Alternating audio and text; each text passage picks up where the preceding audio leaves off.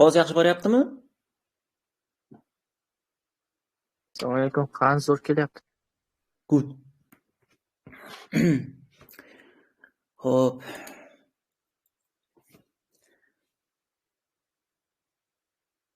Tanigan bilganlarga assalomu alaykum. Tanimaganlarga men ismim Sarvar. Germaniyada hozir psixiatriyada bilim qilyapman. Bu 6 yil davom etadi va shundan birinchi yilini hozir ichkilikbozlikni davolaydigan bo'limda o'tkazyapman. Haftada bir marta leksiya o'qib berishim kerak patsientlarga. O'sha leksiyalardan bittasini o'zbek tilida ham qilishni niyat qilgandim. Zo'rayinki bizlarga ham ozroq foydasi tegib qolsa. Buni kirish qismini ozgina siyosat bilan bog'lagan joyim bor. Sababi ichkilikbozlikni, olomonni, xalqni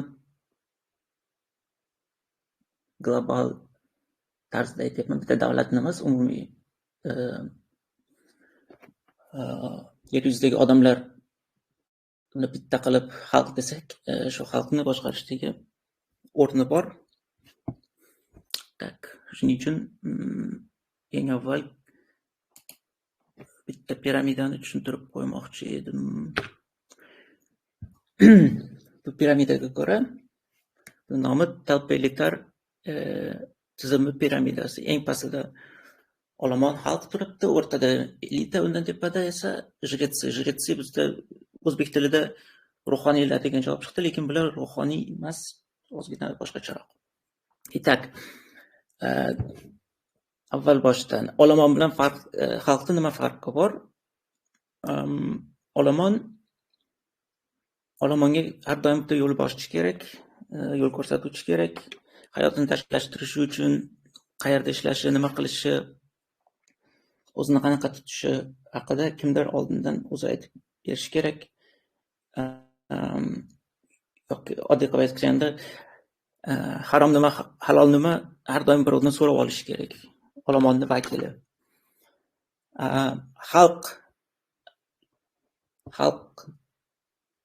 Xalqda olomondan farqi nima? Xalqda har bitta vakili o'zini kallasi bilan, o'zini miyasi bilan o'zi fikrlay oladi.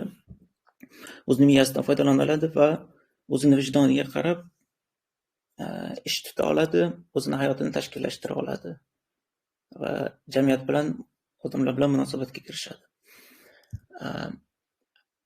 Bunaqa holatda bo'ladigan bo'lsa, xalqqa boshqaruvchi kerak emas, siyosatchi kerak emas, prezident, qirol kerak bo'lmaydi. Chunki har bir kishi o'zini hayotini o'zi tashkillashtira oladi, lekin oqni qoradan ajratib biladi. Shunaqa. O'rtada elita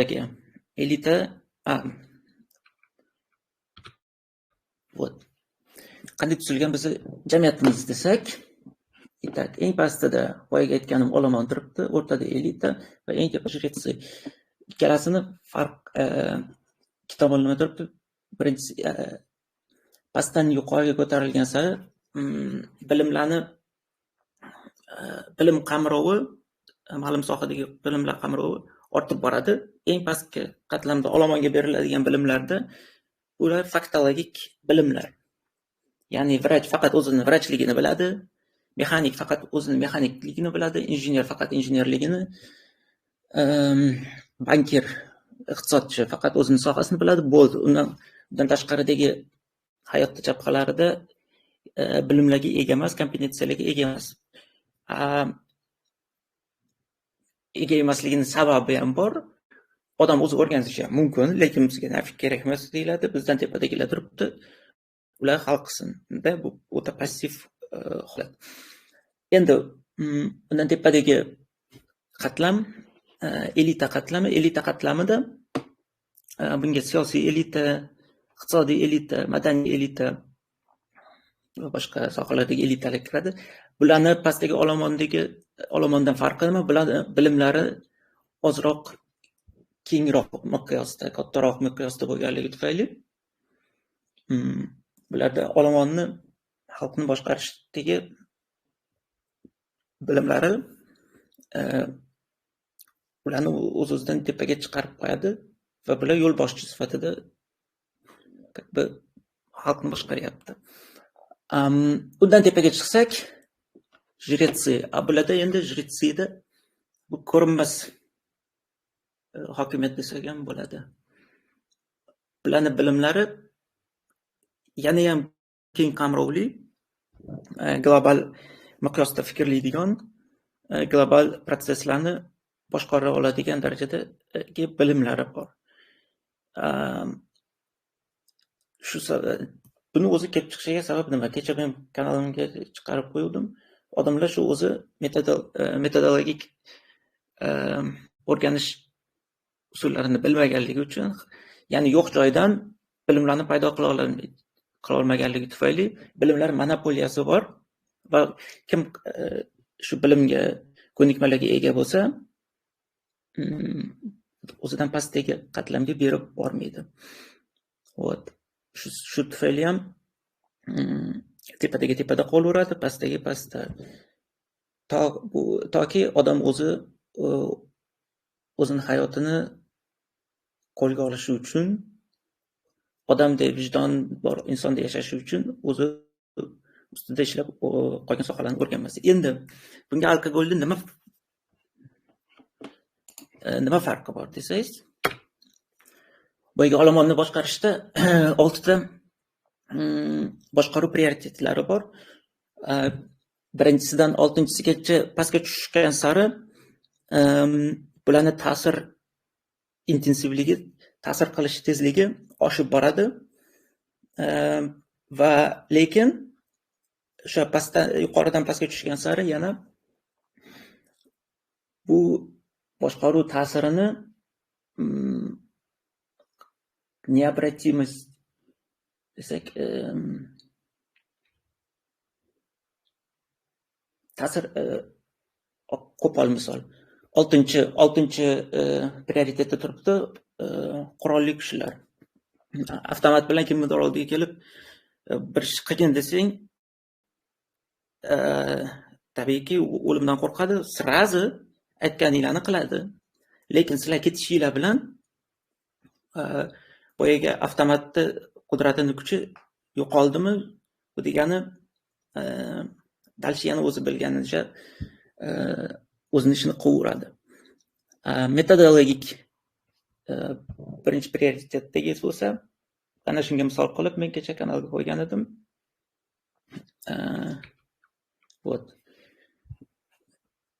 Metodologik boshqaruvda bir necha avlodlar boshqariladi. Bu degani, bunga misol qilib aytishimiz mumkinki, dushmaningni yengmoqchi bo'lsang, undan o'ch olmoqchi bo'lsang, uni farzandini tarbiyalagin deganday, bular o'ta sekin, juda sekin ishlaydi, juda sekin yetib boradi, lekin yetib borgandan keyin uni ta'sirini o'sha qaytarib bo'lmaydi, oldingi holatga o'xshab, boyaga avtomatga o'xshab. Bunga misol qilib 3000 yillar oldin yaratilgan Bibliya asosida, Injil asosida yaratilgan boshqaruv konsepsiyasi. Mana 3000 yil oldin yaratilgan bu konsepsiya global tarzda ishlaydi va hozirgi kungacha ham o'zini ta'sirini saqlab turibdi. Bunga bitta qarshi tura oladigani hozir boyagi Qur'onga asoslanib yaratilgan konsepsiya, bir nechta konsepsiyalar bor. Mana shu xristianlik asosida yaratilgan konsepsiyani ko'tini ochib qo'yadigan ikkita manbasini uchratib qoldim. Bittasi boyagi Qur'onda Iso payg'ambarni o'ldirishmaganligi haqida, jazolashmaganligi haqidagi va Mixail Bulgakov ham xuddi shu narsani keltirgan, umuman qatl bo'lmaganligini, qatl bo'lmagan bo'lsa xristianlik yo'q degani. Endi qaytamiz.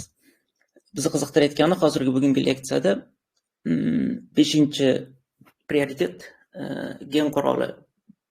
Gen quroli deganda ko'pchilik tushunadi, boyaga radiatsiya ta'sir qilishi, nurlanishga ta'sir qilishi, qanaqadir gen injenerlar tomonidan yaratilgan qanaqadir qurollar, mikrobiologik qurollarda unaqa emas.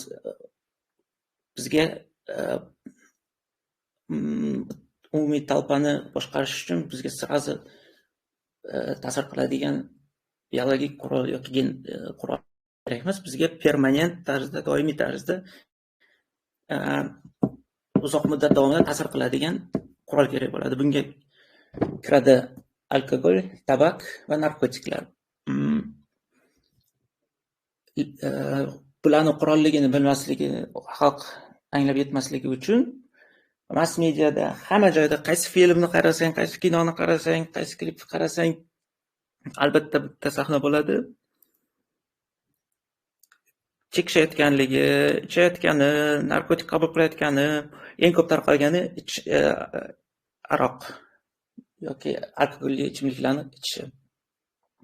Xuddiki bu bizni madaniyatimizni bir qismi sifatida ko'rsatilgan. Misol uchun ruslarda aroqsiz mujikni erkak kishini tasavvur qilolmasa, bu yoqda misol uchun nemislarda piva, har bitta fransuzlarda vinoda nima uchun buni gen quroli sifatida aytayotganimni hozir tushuntirib beraman. Qanaqa ta'sir qilyapti? Mana biz aroqni ichamiz, alkogolni ichamiz, men martini ichaman. Ichardim. Olib ichdik, ichganimizdan keyin где-то 4-5 minutda уже ta'sir qilishni boshlaydi. Nima bo'ladi bu 4-5 minutda ichida? Alkogol qonga so'rilganidan keyin, qonga olinganidan keyin bizda eritrotsitlarimiz bor, qizil qon tanachalari. Qizil qon tanachalari organizm to'qimalariga, hujayralariga kislorod tashib berish vazifasini bajaryapti. Mana bu o'rtadan normal hajmdagi, normal kattalikdagi eritrotsit. Aroq ichganimizdan keyin bu eritrotsit, qizil qon tanachasi kattalashadi, hajm jihatidan, o'lcham jihatidan kattalashadi va o'zini elastikligini yo'qotadi. Bizga elastikligi kerak. Nimaga normal holatda kerak? Chunki kapillyarlarimizga sig'ishi kerak. To'qimaga, hujayraga yetib boradigan eng oxirgi punkt qon tomirlarniki kapillyarga sig'ib o'ta olishi kerak. Ana o'shandagina kislorod bilan ta'minlash mumkin bo'ladi hujayrani. Lekin bizda endi mana katta bo'lib qoldi. Katta bo'lib qolgandan keyin o'z-o'zidan mana bu kattalikdagi kapillyarni o'lchami desak, diametri desak, endi bizda kattaroq eritrotsit bo'lib qoldi. Nima bo'ladi? Tiqiladimi? Tiqilgandan keyin dal shu yog'iga keyingi eritrotsitlar o'tmaydi. O'z-o'zidan hujayra to'qima qon bilan ta'minlanmaydi. Mana bu yerda mana nerv hujayrasi. Bu proses faqat miyada emas, butun organizmda bo'ladi. Butun organizmdagi har bitta to'qimada bo'ladi. Normal holatda mana bu kapillyarga mana o'tib ketyapti. O'lchami yaxshi, olib kelyapti kislorod bilan ta'minlayapti nerv hujayrasi kislorodni olib, dal shu o'zining funksiyasini bajarishda davom etyapti. Ikkinchi holatda alkogol ta'sir qilgan vaqtida qizil qon tanachalari уже tiqilib bo'ldi. Bu degani bu joyda tiqildi, undan buyog'iga yangi kislorod kelmaydi. O'z-o'zidan shu nerv hujayrasi o'ladi. Mana shu nerv hujayrasining o'lish payti 4 minut, 5 minut bo'ladi. Chunki nerv hujayralarini kislorodsiz holatga chidamliligi muddati 4 minut. Shuning uchun ham kimdir hushidan ketib qolsa yoki reanimatsiyaga muhtojlik bo'ladigan bo'lsa, asistoliya bo'ladigan holatlar bo'lsa, asistoliya yurak urishini to'xtashadi. 4 minut ichida reanimatsiyani boshlash kerak bo'ladi. Chunki miyani kislorodsiz yashab qolish muddati 4 minutgina davom etadi. Bu degani biz aroni ichdik. Ichib 4 minutdan keyin ta'sir qilishni boshladimi miyamizga?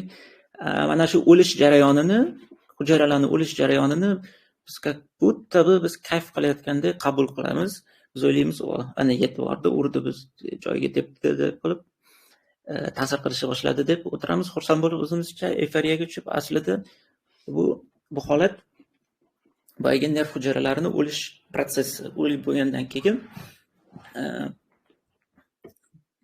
odam his qiladigan jarayon boyagi kayf qilishi bo'ladi. Endi miyani qaysidir qismida mana hujayra o'ldi endi. Nerv hujayralari o'ldi, to'plami o'ldi. Xo'p, bu kechki payt ichdik. Ertasi kuni ertalab mazasi qochadi, boshi og'rib uyg'onadi. Ko'proq bo'lsa, kam ichganda ham. Sabab miya to'qimasida o'lgan hujayralar turibdi, o'lgan to'qima turibdi. Kim murdani ko'rgan bo'lsa yoki qaysidir hayvonning o'ligini ko'rgan bo'lsa, bilasizlar, to'qima o'lgandan keyin chirib sasishni boshlaydi, o'lishni boshlaydi. O'lib bo'lgandan keyin chiriydi. Bu toksin, zahar. Miyani ichida toksin, zahar turibdi. Bu toksin olib chiqib tashlanishi kerak, endi qayergadir chiqib ketishi kerak. Chunki organizm o'zini ichida toksinni ushlab turgisi kelmaydi. Bu xavfli. Nima qiladi? Bu to'qima, o'lgan to'qimani tozalab olib chiqib tashlash kerak bo'ladi. Bu uchun bizda makrofaglarimiz bor. Bu yerda kasallik qo'zg'atuvchi deb bergan, lekin har qanday o'lik to'qima shunga kirib ketadi. Boyagi o'lgan nerv hujayramiz turibdi. Makrofaglarimiz keladi. Makrofaglarimiz kelgandan keyin bu makrofag hujayrasi mana bu butunlay ko'rsatilgandek. Makrofag keldi miya to'qimasiga, o'lgan hujayrani topdi, o'lgan hujayrani bo'laklab yutdi, yutgandan keyin hazm fermentlarini chiqardi. Hazm fermentlarini chiqarib, parchalab bo'lgandan keyin endi zararsizlantirgandan keyin yana chiqdi, qaytib qonga. Endi bu qanday chiqib ketishi kerak? Qanday chiqib ketadi? Qondan kelgandan keyin buyrakdan chiqib ketadi, siydik orqali chiqib ketadi. Shuning uchun ham kecha aytgan edim. Bugun ichdik kechki paytga, ertasiga ertalabga shunday hojatxonaga borib siyaman deb turganlaringda o'zinglarni kecha pul to'lab o'ldirgan nerv hujayralarini unitazga siyib chiqarib yubordinglar. Tabriklaymiz, qutlaymiz. O'z-o'zidan bir necha yillar davomida odam alkogol iste'mol qilganidan keyin nima bo'ladi? Miya to'qimasi miqdori, hajmi, sifati kamayib boradi. 10 yil, 20 yil, 30 yillab ichganlar bor. Oxir oqibat ko'rsang, bizda ayniqsa hozir ko'ryapman, demensiya bilan keladi, Alzheimer bilan keladi, Parkinson bilan keladi, haligilar Korsakov bilan keladi. O'tda o'sha odamiylikdan hech narsa qolmaganda deyarli. Shundaylar bor, o'zini kimligini bilmay qoladi. Bitta narsaga konsentratsiya qila olmay qoladi. Har kunlik qilish kerak bo'lgan ishlarini bajara olmay qoladi. Chunki bunga javob beradigan miya bo'limlarini, miya to'qimalarini o'zi ichib, siyib chiqarib yuborib bo'ldi umri davomida. Qolgani mana bu 3-misolda turgan miya bo'ladi. Birinchi misolda turgan sog'lom odamning miyasi butun, hammasi lo'q-lo'q bo'lib turibdi. Ikkinchisida bo'lsa Alzheimer kasalligi o'z-o'ziga ko'rib turibsizlar, miyani to'qima massasi kamayib borgan, ancha kam, nimada sog'lom odamnikida solishtirib ko'radigan bo'lsak. Uchinchi misolda bo'lsa, bizdagi boyagi alkashimizni miyasi.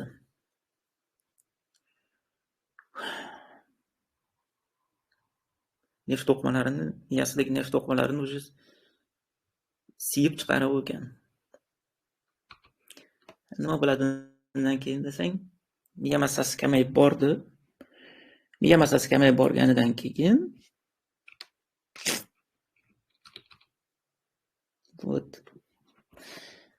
miya massasi kamayib borgandan keyin o'z-o'zidan katta ob'yomdagi bilimlarni qabul qila olmaydigan bo'ladi.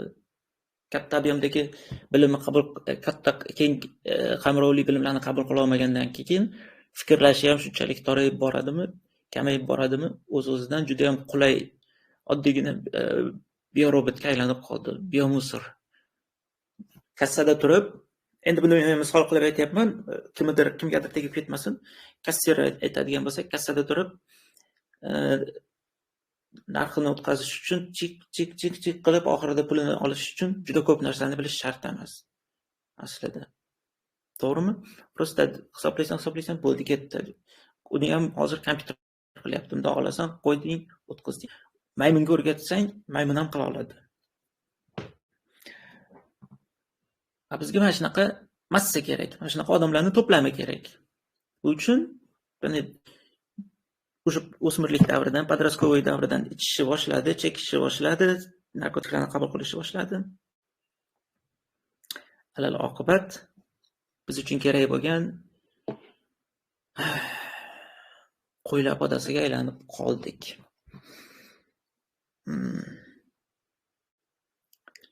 Shuning uchun ham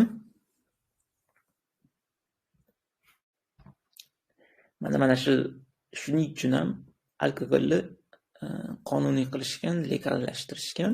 Sababi aytganimdek, ta'sir doirasi bor. Ligi uchun global miqyosda asta-sekinlik bilan ta'sir qiladi, lekin alkogolning ta'siri ham mana uzoq muddat davom etadi. 20 yil ichib bordi, endi 20 yil ichib borgandan keyin bizga sirazi ta'sir qilmayapti, intensivligiga sirazi ta'sir qilib, biz aytgan ishimizni qilmayapti, lekin 20 yil davomida ichib bordimi, 20 yildan keyin mana bu o'lib ketgan to'qimani o'rnini qanaqa qilib to'ldirasan deganda, qanaqa qilib to'ldira olasan? То есть необратимость. Umuman qaytarib bo'lmaydi ta'sirini. Вот. Endi bizga mana shunaqa Simpsonlar to'plabi. Miyasini eng alam qiladigani, biz o'zimiz pul to'laymiz. Pul to'lab sotib olamiz alkogolni. Pul to'lab ichamiz. O'zimizga zarar keltirish uchun, ertasi kuni o'zimizni miya to'qimamizni siyib chiqarib yuborishimiz uchun va oxir oqibat yana ham tupoy bo'lishimiz uchun, yana ham davlatdan, jamiyatdan, boshqalardan zavisimiy bo'lish uchun, o'zimizni yana ham qullikka olib borish uchun, biomassa bo'lishimiz uchun, qo'y bo'lishimiz uchun o'zimiz pul to'lab olib ichamiz. Endi mana shunaqa miyasi yemirilib ketgan fuqaro, olomonning vakili keyin saylovga boradi. Farzandini tarbiyalaydi o'zicha, kimnidir o'qitadi, bilim beradi o'zicha, ishlaydi. Bunaqa holatda qanaqa qilib sen mas'uliyatni bo'yningga ola olasan desang. Вот. Men topib qoldim, kelib qoldim. Bu yerda men dinni ham, dinsizlikni ham ta'rif qilmoqchi emasman, faqat rostdan kulgili holat. Dinda aytilgan narsani qilsa qul bo'lib qoladi, lekin boshqa narsalarga o'zi qul bo'lib bo'lgan. Netflixga, pornoga, araqqa, TikTokga, fast foodga, o'yinlarga, nashaga, narkotiklarga. Вот. Men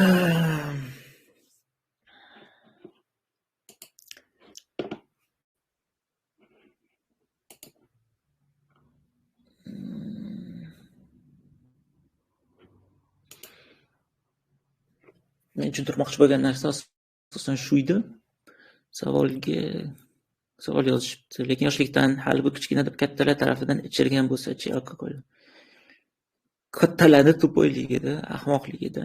Mana men hozir 32 ketishimdan oldin kasal bemorni davoladim. 4 yoshida ota-onasi ham alkash bo'lgan. 4 yoshida bolani tinchlantirish uchun qo'liga pivo bergan, pivo ichirgan. Butun umr mana shu muhitda yashab kelgan odam o'sha bolalari hozir o'tgan yili qamoqqa o'tirib chiqqan impulsiv odam, chunki juda ham impulsiv, agressivligi bor, lekin u o'zi xohlab impulsiv, o'zi xohlab agressiv bo'lmayapti. Uni butun umr ichganligi tufayli o'sha bolaligida mana bu miyani frontal qismi odam o'zligini o'zini boshqara olish markazi, dopamin chiqarib o'sha boyagi impulsivlikni, to'lqinlarni bosish uchun, o'zini kontrol qilish uchun kerak bo'lgan neyromediator. U butun umr mana bu peshona qismini o'sha yemirib bo'ldi ichkilik bilanda.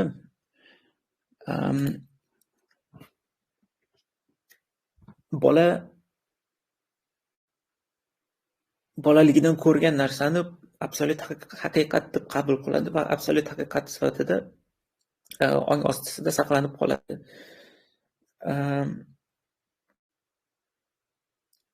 Shu jihatdan chiqib qaraydigan bo'lsak, boyagi olomon deganim ham yoshligidan shu aytilgan gapni absolyut haqiqat deb qabul qilib, shu asosida hayotini qurib yashab yuribdi. Bunga misol juda zo'r oxirgi o'qigan kitobim meni Emil Ajarni hali hayot oldinda degan rus tilida Vся жизнь впереди. O'shanda 10 yoshli bolani, aslida 14 yosh bo'ladi, olam tasavvurini zo'r ko'rsatib bergan. U faqat unga aytilgan narsani biladi. U faqat shu u bilan kontaktda bo'lgan odamlarni dunyoqarashini o'ziga singdirib olgan. Shu dunyoqarash bilan, shu ko'z bilan olamni ko'radi. Lekin uyg'oq, uni qalbi deydimi, dushasi deydimi, vijdoni deydimi, uyg'oq bola, o'zini introspeksiyasi bor, o'zini boshqara oladi. Lekin unga bitta kamlik qiladigani boyagi unga yetishmayotgani mana bu yerdagi bilimlar, u biladigan bilimlarni qamrovi, bilimlarni kengligi, keyingi bilimlar yetishmayapti. U mana bu ozgina faktologik bilimlarni ozgina bilgan narsasi bo'yicha ham o'sha anchagina hozirgi kattalardan, hozirgi katta yoshdagilardan aqlliroq, dunyoqarashi kengroq bola aslida. Boyagi kasalim ham, meni bemorim ham o'sha boyagi 4 yoshidan ichirgan. To'g'ri, u agressivligi bor, impulsivligi bor, lekin u ham o'zi uyg'oq aslida. Ichgan taqdirida ham odam o'zini bazaviy sostaniyasiga qaytadi-da, ichgan vaqtida. Bazaviy sostaniyasi o'zi yaxshi, lekin vijdoni uyg'oq bemor. Xuddi shunaqa bo'ladi ham.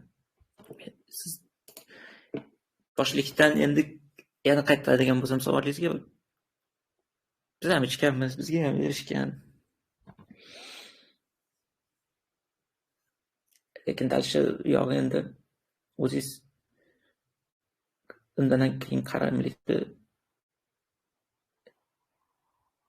davolatish kerak, agar o'zingizni qo'lingizdan kelmasa, yoki davolaydigan bo'limlarga murojaat qilish kerak bo'ladi. Kstati, ichkilikni tashlagan vaqtida bizda urinib ko'rishadi. Bu yoqda sovuq tashlash deyishadi. Ichkilikni sovuq tashlash bu degani hech qanaqa preparatlarsiz, hech qanaqangi yordamsiz, faqat prosta iroda kuchi bilan, shunchaki iroda kuchi bilan ichkilikni tashlashga urinishlik. Kimlardadir bo'ladi, kimlardadir bo'lmaydi. Buning sababi bor, chunki ichkilikni tashlagan vaqtda butun organizm o'zini qaramlilik reaksiyalarini ko'rsatadi. Eng ko'p uchraydigani, eng kattasi bu eng xavflilaridan bittasi qon bosimini oshishi, puls yuqori bo'lishi, muskullar tortishishi bor va shu boyagi sovuq ichkilikni tashlash vaqtida tutqanoq xuruchlarini tutishi bor.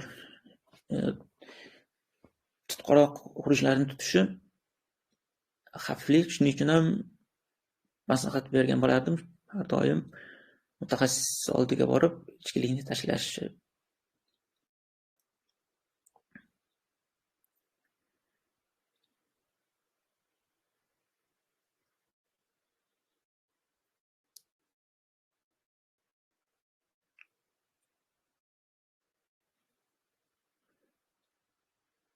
Ibrohim aytishni to'xtatganman. Muhabbat. Ikkala tomondan bobolarim demensiyami, Alsgeymermi bo'lgan xotirasini yo'qotib qiynalishgan. Tabiiy ehtiyojlarini ham boshqarolmay qolgan. Ovqat yeganni ham unutib qo'yishardi. Ular ikkovi ham ichkilik ko'p ichishgan. Savolim, buvim ham shunday bo'ldilar. Bunga sabab nima? Buvingiz ichmagan o'z-o'zidan.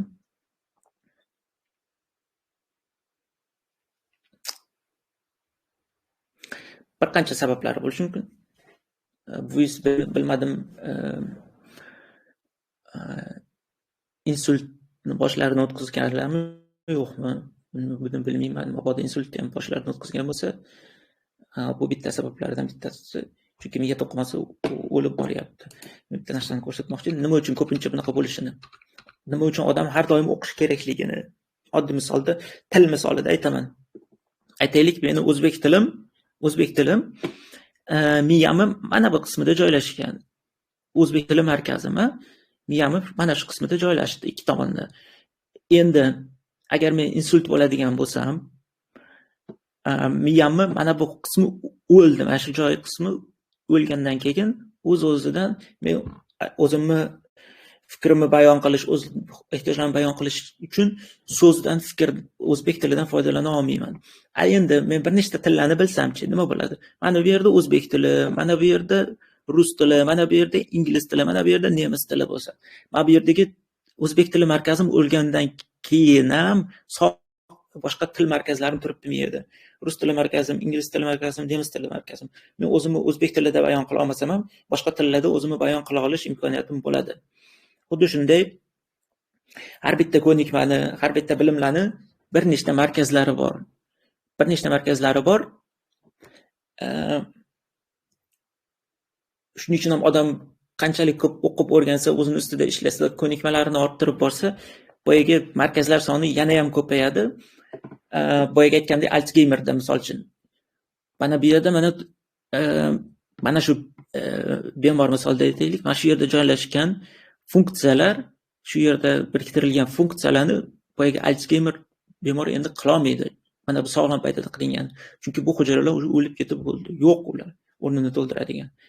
Mana shuning uchun ham haligi bir marta maktabda o'qidim, bo'ldi, bundan dars o'qimayman deganlarni eng oxir oqibat ko'rsang achinib ketasan-da, rostdan ham. O'zini inson sifatida o'zligini yo'qotib qo'yadi-da, katta o'sha haligi starskiy marazm deyishadi-ku. U xuddi shuni misol shunday ayta olishim mumkin, misol shu holat ham bo'lgan bo'lishi mumkin. Agar bizlar o'zlari ko'p o'qib o'rganmagan bo'lsalar, endi bizda ko'pincha ayollar ham shuda endi. Oilada ayollar aytishadi bizda. Ayol vazifasi faqat ro'zg'orga qarash, bolani tarbiya qilish, eriga qarash, balog'atlar. aslida har bitta insonni o'zini mas'uliyati, javobgarligi o'zi haqida, o'zini kelajagi haqida qayg'urishlik.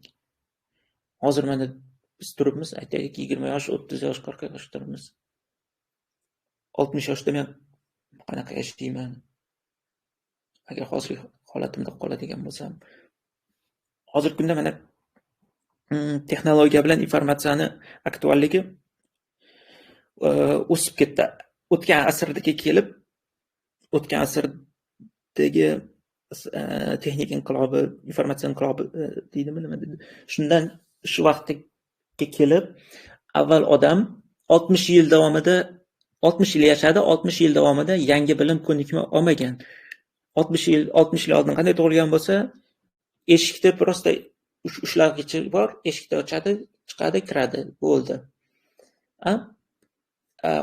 Umrim tug'ilganida ham shunaqa edi, o'layotganida ham shunaqa.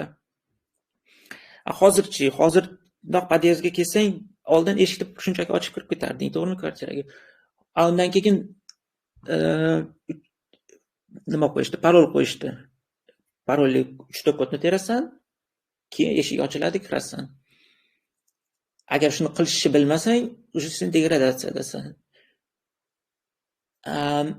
Undan keyin yana endi shuni o'rgangan paytida, endi yosh kattalarni misol qilasan, endi shuni o'rgangan paytingda yana 3 yil, 4 yildan keyin yana boshqachasi kelib turibdi. Endi parol teraman desang, parol teradigan joyi yo'q. U yerda prosta magnitli kalitni bunday olib borishing kerak, qaytib o'zi ochiladi.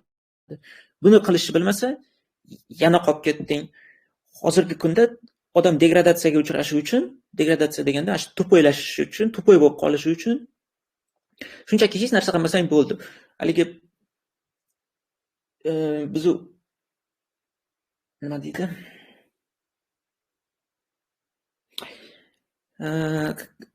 Biz o'sishimiz, hozirgi holatimizni bitta lift misolida, yuqoriga olib chiqadigan lift misolida oladigan bo'lsak, shaxtyorskiy deylik.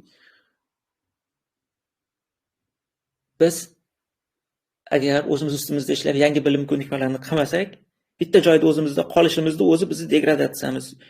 Chunki mana shu xonada, xona. Shundoq prosta tursa nima bo'ladi? Chiriydi, to'kiladi, bir kun kirib o'ladi. Hech narsa qilmasang bo'ldi. O'sha to'poylashning o'zi degradatsiya bo'lding degani. Shuning uchun bitta joyda qolding degani, to'poy bo'lding degani. Shuning uchun ham aytyapman, o'qib o'rganish kerak bo'ladi, ichmaslik kerak bo'ladi, miyamizni siyib tashlamaslik kerak bo'ladi. Prosta oqimda qolish uchun, zamon bilan hamnafas deydi-ku, bo'lish uchun tinimsiz o'qib o'rganish kerak. Boshqa yo'li yo'q. Hozir studentlarga rahim keladi men. O'quvchilarga, maktab o'quvchilariga rahim keladi men. Eski faktologik bilimlarni shunchaki berib qo'yishadi, ular aktualligini o'zi yo'qotib bo'ladi, ular katta bo'lib, o'zini o'rnini topgandan keyin.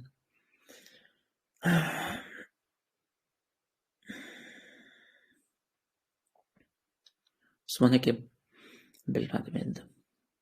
Aqlga nisbatan hech kimda immunitet yo'q. Aqlga nisbatan immunitet paydo bo'lmaydi.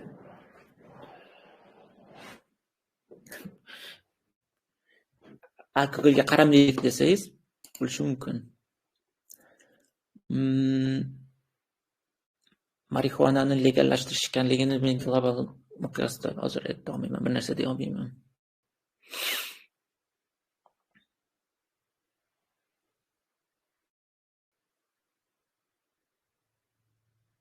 Вот так. Aqlga nisbatan immunitet paydo bo'lmaganligini sababi nimaga paydo bo'lmaganligini aytmoqchi bo'lsam,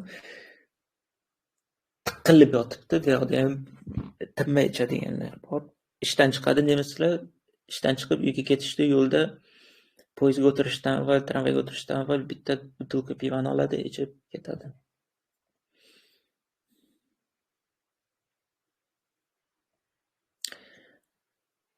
Shuning uchun ham mana men bu yoqda Germaniyada qiziq narsa aytib bersam, har oyda televideniyaga, radioga odamlar o'zi pul to'laydi-da. Xalq oyiga oyma-oy 17-8 yevrodanmi to'lanadi. Men buni to'lashdan отказ qildim. Отказ qilsang haligi jarimaga yozib jo'natadi, uyingga politsiyani jo'natadi, majburlaydi yoki sudga beradi. Majbursan-da, katta mafiyaga o'xshaydi bu harakatlar. Keyin meniki ham o'sha to'planib ketgan, to'lamayman dedim oxiri. Boray dedim. Nimaga? Chunki bundoq qarasang, men bir tarafdan odamlarni krizisdan chiqarib, illyuziyasini davolash uchun harakat qilyapman. To'g'rimi?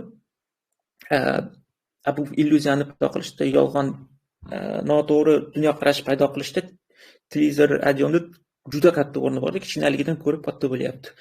Yoki ichkilikni reklamasi ketadi tinmasdan, sigaretni reklamasi ketadi tinmasdan. Men bir tomondan o'zim bu bemorlarni davolayotganman-da, orqasidan yana men o'zim shu propaganda deylik, mana shu propaganda uchun o'zim yana investitsiya qilib, o'zim pul to'lar ekanman. Absurd holatda bu. To'g'rimi? Podkast qildim, umrim oxirigacha to'lamayman. Xohlasang qamat dedim, xohlasang uyimda bo'lmay, uyga bostirib kelish shart emas. Chunki uyga bostirib ham keladi, eshiklaringni ochib uyingda bor narsani olib ketishga ham kecha ham olib boradi. Uyimga kelib yotmagin, men shu 8 dan 4:30gacha ishxonada mana shu bo'limda bo'laman. Psixiatriyadaman, kelaverasizlar. Politsiyani jo'natsang jo'nat dedim. Shundan beri jim yana pul to'lagin deb yozib yuborib, bittani sразу musorga tashlab yubordim. Shunaqa gaplar. Hay. Bugungi mavzumiz shu edi. E'tiboringlar uchun rahmat. Mana shuni eslab qolinglar. Har safar buni ko'rsatishinglar ham mumkin qarindosh urug'inglarga, kim yaqininglar kim bo'lsa, ichkilikni qaram bo'lganlarni shunchaki ko'rsatib qo'ysanglar yetadi. Miyasida mana shu miyasini siyib turgani qolsa bo'ldi. Mana shu sizlarni yutug'inglar. Ahmoq bo'lmasligimiz uchun, to'poy bo'lmasligimiz uchun o'zingizdak bilin, ahmoq to'poy bo'lib katta bo'ldik.